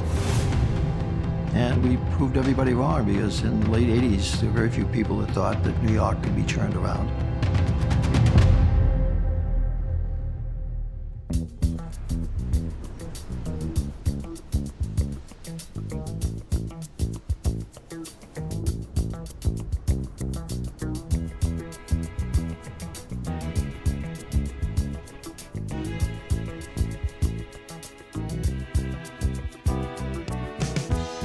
When I wake up in the morning, love, and the sunlight hurts my eyes, and something without warning, love, bears heavy on my mind. Then I look at you, and the world's alright with me. Just one look at you, and I know it's gonna be a lovely day.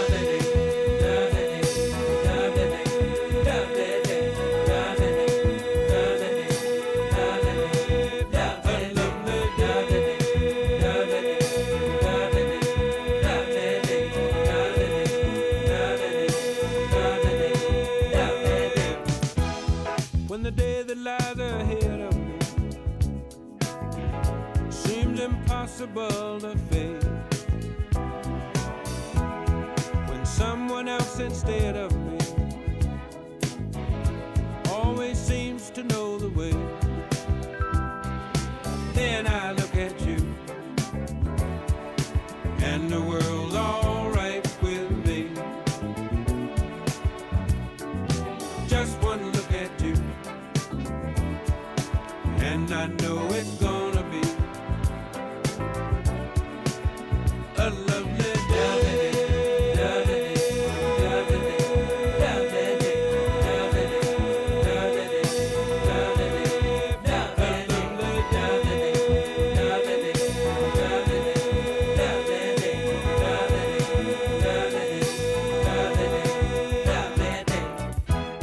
When the day that lies ahead of me seemed impossible to face, and when someone else instead of me always seems to know